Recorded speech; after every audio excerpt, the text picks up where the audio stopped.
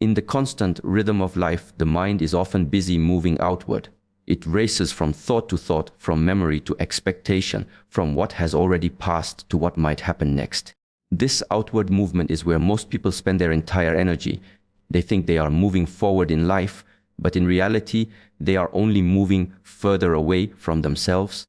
The great paradox is that the most important move is not an outward step at all. The real move is inward. The real move is into presence. Inner presence is the quiet realization that everything you search for outside has always been within. It is not something mystical or unreachable. It is simple awareness of this moment. Yet, it feels difficult because the mind is conditioned to wander. The body sits here, but the mind travels elsewhere. The heart beats now, but the thoughts live in yesterday or tomorrow. Presence requires no journey across mountains or oceans, but it demands courage to stop running. To rest in presence is the move that shifts the entire direction of life. When presence awakens, time slows down. A simple act such as breathing becomes alive. Inhale and you feel the universe filling your body. Exhale and you sense the release of tension you did not even know you carried. The stillness that arises in presence is not emptiness, it is fullness. It is a field where clarity is born. Instead of reacting to life blindly, you begin to respond consciously. Instead of being pulled by every storm, you stand like a mountain, unmoved yet alive. Inner presence is not about withdrawing from the world. It is about engaging with the world from a deeper ground. Without presence, action is scattered. You move quickly, but the movement lacks power. With presence, action is rooted. Even a small gesture, even a single word carries weight. This is why the great masters often speak little. Their silence speaks louder than endless words, because their silence is filled with presence. The move into presence begins with awareness of the body. When you feel your feet on the ground, when you sense the rhythm of your breath, you return from the endless chase of the mind into the simplicity of being. From this place, thoughts lose their grip. They may appear, but they do not control you. Emotions may rise, but they pass through without defining you. Presence does not reject thoughts or feelings, it simply holds them without becoming them. When you cultivate inner presence, energy that was once wasted in conflict returns to you. Notice how much energy is lost in regret, in worry, in constant inner argument. The past and the future drain what could be lived here and now. Presence gathers that energy back. Suddenly, you feel lighter, stronger, clearer. The mind that was restless begins to rest. The heart that was heavy begins to open. The move into presence also changes how you perceive others. Without presence, you only see people through your projections, expectations, and judgments. With presence, you see them as they are. You listen not to reply, but to truly hear. You observe without immediately categorizing. This creates space in relationships where understanding and connection can grow. Presence dissolves the barrier that separation builds. In presence, even challenges transform. A difficulty does not instantly vanish, but your relationship to it changes. Without presence, problems dominate the mind, and you become their prisoner. With presence, you meet problems as they arise, one step at a time, without drowning in them. You realize that most of the suffering is not in the situation itself, but in the stories the mind tells about it. Presence cuts through those stories and returns you to reality. The cultivation of presence requires practice, but the practice is not complicated. It is simply to return again and again to this moment. Every time you notice the mind wandering, you bring it back. Each breath becomes an anchor. Each sensation in the body becomes a reminder. Each sound around you becomes an invitation to be here. Over time, presence strengthens. What was once fleeting becomes more stable. What was once effort becomes natural. When inner presence becomes the center, life itself moves differently. Decisions no longer come from fear or impulse, but from clarity. Actions are no longer reactions, but deliberate expressions of awareness. Success and failure lose their heavy weight because you are no longer trapped in outcomes. You are rooted in being. Peace is no longer something you chase. It is something you embody. The move is inner presence because without it, all outer moves are incomplete. You may change places, careers, relationships, but if you remain absent from yourself, you will always feel something missing. The search outside will never end because the key is not outside. The key is here. To sit fully, to walk fully, to breathe fully. This is the art of presence. The paradox is that while the world values speed, achievement, and constant motion, presence teaches stillness, simplicity, and awareness. Yet it is this very stillness that gives rise to real strength. It is this simplicity that clears the fog of confusion. It is this awareness that allows you to see beyond illusions. Inner presence is not passive, it is the most powerful move you can make. When you discover presence, you realize that the external world reflects your inner state. Chaos outside is often a mirror of chaos within. Harmony outside is born from harmony within. To move inward into presence is to bring order where there was disorder, to bring clarity where there was confusion, to bring strength where there was weakness. This move does not end in one moment. It is a continuous unfolding. Each day, each breath, each step becomes an opportunity to return. In a world that glorifies movement, speed, and constant progress, stillness is often misunderstood. Many associate it with inactivity, passivity, or even weakness. Yet stillness is not the absence of power, it is its source. To be still is to be aligned with the essence of existence. It is to step away from the chaos of external noise and touch the depth of what lies within. The power of stillness is not loud, yet its shapes lives in ways that motion alone cannot. When the waters of the mind settle, clarity is revealed, and when the body becomes rooted, the spirit rises. Stillness is not about stopping life, it is about becoming conscious of life as it unfolds. Most people live in reaction to external circumstances, pulled by distractions, pressured by time, and consumed by expectations. Their energy scatters because they are never fully present in one moment. But when you cultivate stillness, you gather yourself, your energy returns to you. In that silence, you begin to notice what truly matters. The noise fades, the illusions dissolve, and the weight of unnecessary striving falls away. The discipline of stillness is difficult for many because it requires facing oneself without masks or distractions. The moment the world becomes quiet, thoughts surface, emotions arise, and the inner turbulence that was hidden begins to make itself known. This is why many people avoid stillness. They are afraid of what will emerge when there is nothing left to drown it out. Yet, this confrontation is where power lies. By sitting with the discomfort, by breathing through the storms within, you discover resilience, patience, and strength that constant movement can never offer. True stillness is not lifeless. It is a dynamic state where awareness expands. The body may rest, but the mind sharpens. The heart may slow, but its wisdom deepens. From stillness comes insight, and from insight comes transformation. In stillness, you begin to see the patterns that govern your thoughts and actions.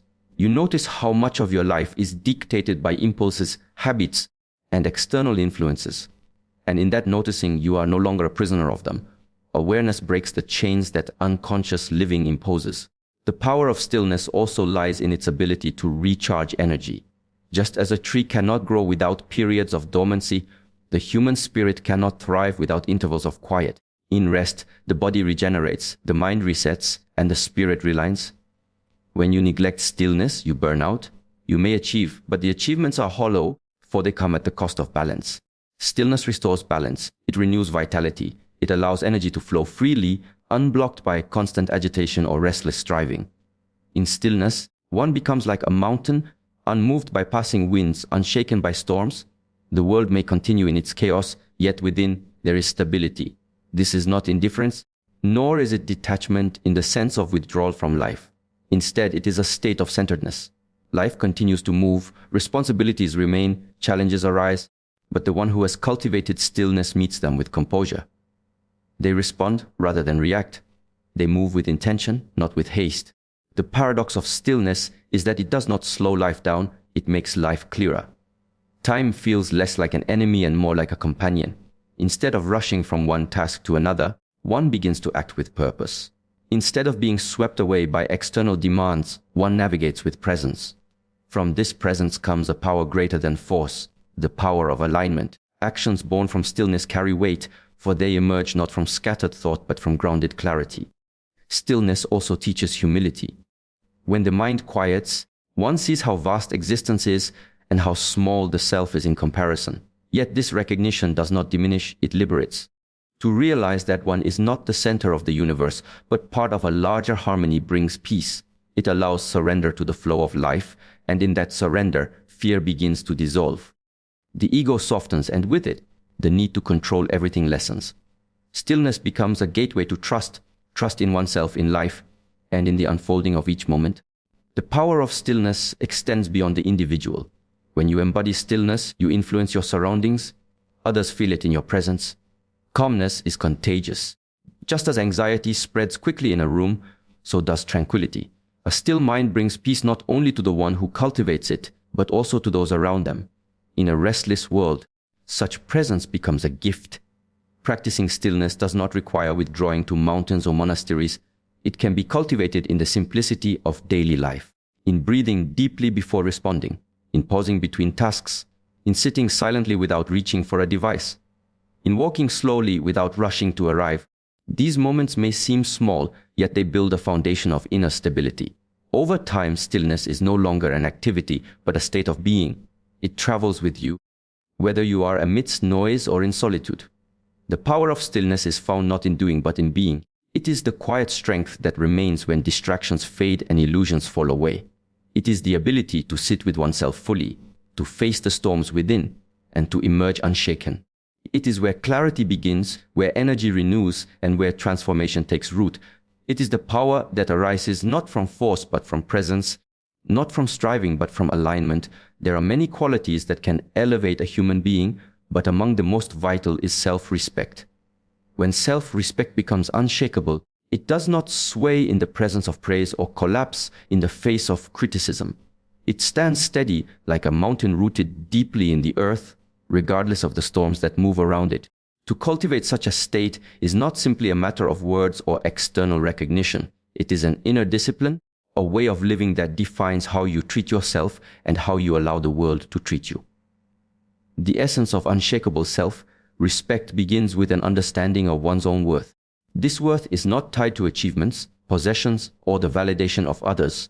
It arises from the recognition that life itself is sacred, and by existing, you already hold value. When you begin from this foundation, the shifting circumstances of life cannot erode your sense of dignity. Failures do not diminish you, and victories do not inflate you beyond proportion. You remain steady, aware of your inherent value as a human being. To practice self-respect requires boundaries. A person who respects themselves does not allow constant intrusion upon their peace. They are not hostile, but they are firm. They recognize the difference between compassion and self-neglect. When you constantly abandon yourself for the sake of pleasing others, self-respect weakens, and the inner voice begins to lose its strength. But when you stand firmly in your principles, you cultivate respect not just within, but also from those around you. Others come to see that your dignity cannot be bought, manipulated, or destroyed by external pressures. Unshakable self-respect also demands honesty. A life built on lies, even lies told to oneself, erodes the foundation of inner stability. When you deceive yourself about what you want, about what you can accept, or about who you are, you create cracks in the structure of your being. Self-respect thrives only in truth, and truth is not always easy. It asks for courage, because it may mean walking away from relationships that do not honor you or stepping into challenges that frighten you. But every time you choose truth, the roots of self-respect grow deeper. Discipline is another pillar. Self-respect cannot survive in the absence of self-control. If you constantly betray your own promises to yourself, if you neglect your health, your mind, your commitments, then your self-respect begins to fracture. Respect is built in the small choices you make every day. The choice to wake up early and honor your practice. The choice to eat in a way that nourishes you rather than harms you. The choice to speak words that align with your values. Discipline is the outer expression of inner respect. To live without discipline is to say to yourself, I do not care enough to protect my own potential. Unshakable self-respect is also inseparable from humility. Respecting yourself does not mean elevating yourself above others. It does not mean demanding special treatment or living in arrogance. It means treating yourself with the same dignity you extend to others and recognizing that every being has worth. Humility ensures that self-respect does not become self-importance. It keeps your respect grounded so that you are not easily shaken by comparison or competition. Another dimension of self-respect is the ability to remain centered in the face of judgment. People will always have opinions. Some kind, some harsh, some completely unfounded. If your self-respect is built upon the shifting foundation of other people's approval, it will forever be unstable. But when it is anchored within, their words cannot penetrate. You may hear them, but they do not dictate your identity. In this way, self-respect frees you from dependence on external validation, allowing you to move with greater freedom through the world. Unshakable self-respect also manifests in the way you treat your own thoughts. If you constantly criticize yourself, constantly feed your mind with doubt and negativity, you are undermining your own dignity. Respect begins with the way you speak to yourself. It begins with noticing the dialogue in your mind and choosing to replace harshness with compassion, weakness with encouragement, and self-sabotage with support. When you respect yourself internally, that respect naturally reflects outwardly into your actions, your relationships, and your presence. To live with unshakable self-respect means recognizing that you are responsible for your own life. No one else can give you this quality. Others may inspire you or remind you of it, but the cultivation of self-respect is your own task. It comes from the choices you make, the values you hold, and the integrity with which you live. It is a personal journey that requires constant awareness. It is not a single decision, but a lifelong practice. Every day presents situations that test your self-respect, whether it is the temptation to remain silent when you should speak, the pressure to conform when you should stand apart, or the ease of self-indulgence when you should practice discipline. Each decision either strengthens or weakens the foundation. And over time, these decisions accumulate to form a character that either bends with every wind or stands immovable like stone. When self-respect becomes unshakable, you begin to walk differently. Your steps carry more certainty. Your voice resonates with conviction.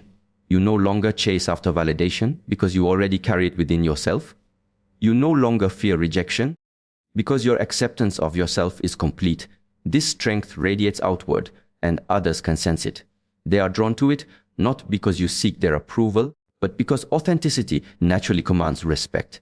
Unshakable self-respect is not about perfection. It is not about never failing, never doubting, or never making mistakes. It is about how you respond when you fall. Do you abandon yourself in moments of weakness, or do you rise again with compassion and determination? Each time you choose to rise, you reinforce the truth that your worth is not diminished by temporary setbacks. It is in these moments that self-respect grows most powerfully, because it is tested and proven through struggle. In a world that constantly rewards masks, strength, and control, the idea of vulnerability is often misunderstood. Many view it as weakness, as something that must be avoided or hidden because it exposes what we believe are our flaws. Yet when we look deeply, we find that authentic vulnerability is not the breaking down of one's character, but the opening up of one's essence. To be vulnerable in its truest form is to stand honestly before life without the constant need to defend, to manipulate, or to wear armor. It is to stand in the space of truth without adding decoration or disguise. Authentic vulnerability is not about oversharing, nor is it about collapsing into self-pity. It is a conscious act of courage. It means letting go of the endless pursuit of appearing invincible and instead allowing our humanity to shine through. When we open ourselves in this way, we do not lose power. Rather, we discover a deeper power that comes from realness, from transparency, from the raw honesty of being who we are. The strength of vulnerability lies in its paradox. By exposing what is delicate, we reveal what is unbreakable. When one lives without authentic vulnerability, life becomes a performance. Every action is calculated, every word is weighed, every expression is designed to control how others perceive us. This creates exhaustion because the self that is presented is not the self that exists. Over time, the gap between who we truly are and who we pretend to be widens, and this gap becomes a source of suffering. To heal this separation requires the courage to allow the false self to dissolve, and that is only possible when we embrace vulnerability. Consider the river as it meets the rocks. The water does not hide its softness, nor does it pretend to be hard. Its vulnerability is its nature, and yet it carves through stone over time. Its power does not come from resistance, but from surrender to its own essence.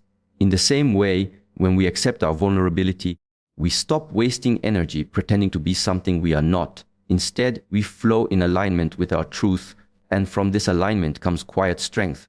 Authentic vulnerability also changes the way we connect with others. When we present only perfection, only polished surfaces, we create distance. Others cannot see themselves in the image we project, and connection becomes shallow.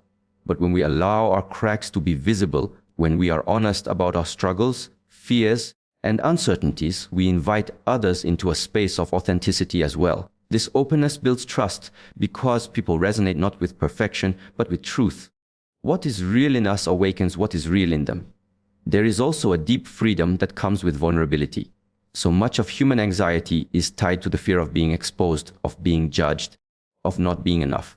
But when we consciously choose vulnerability, when we decide to live openly rather than hide, we remove the power of those fears. If I have already revealed myself, then what is left for me to be afraid of? Authentic vulnerability is the dissolving of the cage built from shame, from judgment, from comparison. It is the choice to stop carrying the heavy burden of pretending. The practice of vulnerability requires inner stillness. If the mind is chaotic, it will resist exposure, it will cling to masks. But when there is silence within, we discover that what we fear being seen is not as dangerous as we once imagined. Silence allows us to observe the self without judgment, and from this observation arises acceptance. When we accept, we no longer need to defend. And when defense falls away, vulnerability becomes natural. Authentic vulnerability is also the gateway to transformation. What is hidden cannot be healed. What is denied cannot be transformed. Only when we bring what is fragile into the open light of awareness can it change. Vulnerability is the bridge between who we are and who we are becoming. It invites us to step into the unknown with trust, to let go of control and allow growth to happen in unexpected ways. In many traditions, the heart is described as both the most delicate and the strongest part of the human being. It is where love originates, where compassion arises, and where courage is born. To live vulnerably is to live from the heart, not from the mind's defenses. It means to allow the heart to be touched, to be moved, even if it risks being broken. And yet the paradox remains: a heart that is armored becomes brittle, while a heart that is vulnerable grows resilient. Authentic vulnerability is not an act done once, but a continuous practice. It means showing up truthfully in each moment, even when it feels uncomfortable. It means listening more than defending, revealing more than concealing. It requires the discipline of self-awareness, because without awareness we may mistake impulsiveness or weakness for vulnerability. To be authentically vulnerable is to be conscious, deliberate, and grounded in openness. Through vulnerability, one learns that pain is not an enemy but a teacher.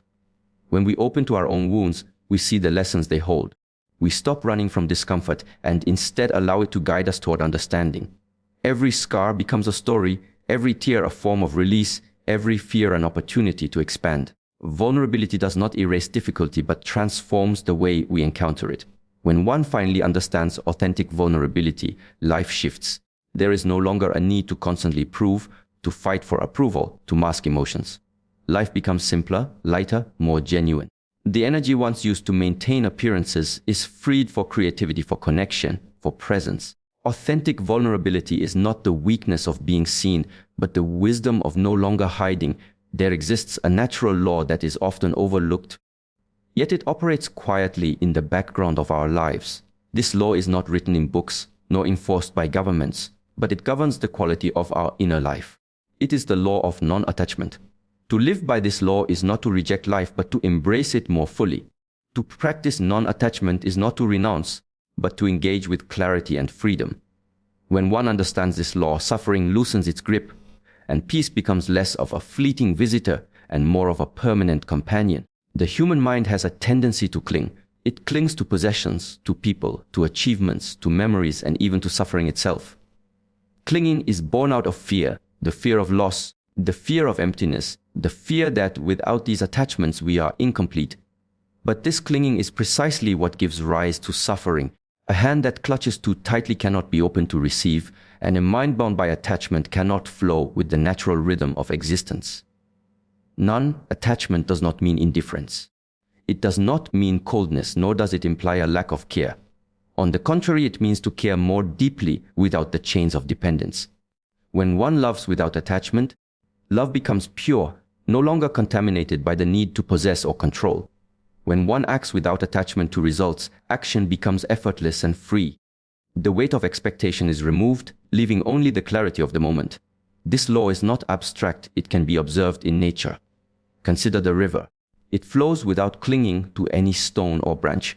It carries what comes, releases what passes, and continues its journey. If the river were to hold on tightly to what enters its stream, it would cease to move, it would stagnate, and life within it would wither. In the same way, human life stagnates when one refuses to release attachments. Just as the river finds its power in its flow, so too does the individual find strength in letting go. Attachment creates illusions of permanence in a world where everything is in motion. The seasons change, the body ages, relationships evolve, fortunes rise and fall. Yet the mind resists these truths and tries to grasp what cannot be held. Non-attachment is the recognition that everything is impermanent. It is not pessimism but wisdom. To see that everything changes is to stop fighting the inevitable and to begin moving in harmony with the rhythm of life. One of the greatest sources of suffering is the attachment to identity. The idea of I becomes so solid, so fixed, that any threat to it feels like a threat to life itself. But identity is fluid. Today we are one thing, tomorrow another. Experiences shape us, lessons transform us, and growth requires change. When one is non-attached to identity, one becomes adaptable, free to learn, free to transform, free to discover deeper aspects of being. The rigid ego loosens its hold and space opens for something greater. Non-attachment also applies to thoughts and emotions. A thought arises, but when clung to, it becomes obsession. An emotion surfaces, but when grasped tightly, it becomes a storm that clouds perception. To practice non-attachment with the mind's movements is to observe them without judgment and without identification. Thoughts come, emotions pass, but awareness remains untouched. In this awareness lies freedom. Practicing the law of non-attachment requires discipline, yet it is not about suppression. It is not about pushing things away, but about allowing them to come and go without grasping. This is where mindfulness becomes essential. By being present, by observing without interference, one begins to experience life as it is, not as the mind wants it to be. With time, the grip of attachment weakens, and the natural state of peace emerges. Non-attachment is also the foundation of resilience. When one is attached to specific outcomes, failure feels unbearable, and change feels threatening. But when one is non-attached, every outcome is simply a part of the journey. Success is welcomed, but so is failure, because both are seen as teachers. Gains are appreciated, but losses are not devastating, because one's center of gravity is no longer placed outside the self. Stability is found within, not in the fragile conditions of the outer world. Relationships too transform under the law of non-attachment. When one does not cling, one allows others to be as they are. This freedom nurtures authenticity and respect. Non-attachment does not weaken bonds, it strengthens them, because connection is no longer rooted in fear or dependence. Instead, it grows from freedom and mutual respect. Just as a bird cannot be caged if it is to sing, love cannot be forced if it is to thrive. The law of non-attachment is not something to be achieved overnight. It is a gradual unfolding, a steady practice of loosening the grip. Each time one notices the tendency to cling, there is an opportunity to release. Each time one becomes aware of the impermanence of things, there is a chance to step back into balance. Over time, this practice cultivates a deeper trust in life. The more one lets go, the more one realizes that nothing essential is ever lost. When one lives according to this law, life becomes lighter. The burdens of possession, control, and fear diminish. What remains is clarity, openness, and the ability to meet each moment without the weight of yesterday or the anxiety of tomorrow. In this state, the world is not something to be conquered or held, but something to be experienced fully, moment by moment, with a spirit unbound and free to flow. When we look at the world, it is easy to be deceived by the surface. A person may walk into a room dressed in the finest clothing, wearing a confident smile, and appearing to hold control over their surroundings. Yet the true essence of that individual is not revealed by what the eye perceives in an instant. What we sense, what we feel beneath the veil of appearances, is the energy they carry. Energy is not hidden by the external mask. It radiates, it vibrates, and it communicates long before words are spoken. Appearance is crafted. It is carefully arranged through fashion, style expressions, and even practiced body language. But energy cannot be staged in the same way. It comes from the inner alignment of thought, intention, and presence. You can attempt to control how others see you through appearance, but the energy you emit will always tell the deeper truth. When someone is heavy with bitterness, even a warm smile will not hide the sharpness felt in their presence. When someone is genuinely at peace, even if they wear the simplest of clothing, Their calmness fills the space and eases those around them. This is because energy speaks to the human experience at a deeper level than the eyes or ears. It does not require language. It does not require translation. Children recognize it instinctively. Animals respond to it without hesitation. And adults, even though conditioned to focus on appearances, still feel the invisible current. That is why one can leave an encounter saying, "I don't know why, but something felt wrong." Or conversely, "I felt so comfortable with them, even though we barely spoke." These reactions arise not from appearance, but from energy. True influence begins with the cultivation of energy. If the external world places great weight on appearance, the inner path reminds us that appearance without energy is hollow. Energy holds substance. It reflects the quality of the mind, the purity of intention, and the steadiness of spirit. To shape your energy requires honesty with yourself. To notice the thoughts that dominate your mind, to observe the emotions that circulate within your body, and to recognize whether you carry calmness or agitation. Every thought has a frequency. Every feeling generates a vibration. Collectively, they become the energy you radiate into the world. This is why silence can be louder than words. A quiet person sitting with genuine presence can shift the atmosphere more than a loud person trying to dominate a room. Their energy speaks, their energy stabilizes, their energy draws attention without effort. Many people exhaust themselves trying to manage their image, rehearsing how to look successful, how to appear confident, how to be perceived as important. But if the inner state is unstable, if the energy is restless, then no matter the outer design, the truth will emerge. Others will sense the tension. They will feel the disharmony. The appearance will crumble under the weight of the energy behind it. The strength of energy lies in authenticity. When you align your thoughts with your actions, when you cultivate clarity of purpose and inner calmness, the energy that flows from you becomes congruent. It no longer requires effort to convince others of who you are because they feel it. A person with such energy does not need to announce their value. It is sensed in the way they listen, the way they stand, the way they breathe. Energy also shapes connection. When you approach others with sincerity, openness, and respect, the energy builds bridges where words may fail. In contrast, when you carry hidden agendas, envy, or resentment, even kind words cannot mask the underlying vibration. People may not consciously identify what they sense, but they will withdraw or protect themselves. Energy bypasses the mask and speaks directly to the deeper awareness in others. This is why training the body and mind is not only about discipline for oneself, but also about the impact one has on others. When the breath is calm, the body steady, and the mind focused, the energy radiates stability. This stability communicates safety and clarity without a single word spoken. It is why some individuals, though not outwardly imposing, carry an aura that quiets a room when they enter. Their appearance may be unremarkable, but their energy is undeniable. Energy is also dynamic. It transforms according to your inner practices, your habits, and your choices. When you choose to dwell in negativity, your energy becomes heavy, and this weight is carried wherever you go. When you choose to nurture gratitude, discipline, and compassion, the energy becomes light, and it uplifts both yourself and those around you. This is not about pretending. It is about genuinely cultivating the qualities you wish to express. Energy does not respond to masks, it responds to truth. Consider the way people remember encounters. They often forget the exact words spoken, the specific clothing worn, or the details of appearance. But they do not forget how the encounter made them feel. That feeling is the echo of the energy exchanged.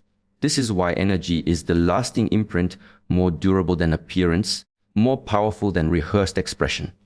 When you begin to live with awareness of your energy, you also recognize that you are constantly shaping the environment around you. Your presence can either nourish or drain, uplift or burden, inspire or discourage. This awareness calls for responsibility. It is not only about how others perceive you, but about the unseen contribution you are making to the collective space. In this way, energy becomes your true language. It speaks before your words arrive. It speaks beneath your clothing, beyond your gestures, and past your expressions. It is your state of being made visible through invisible means. And this is why energy speaks louder than appearance.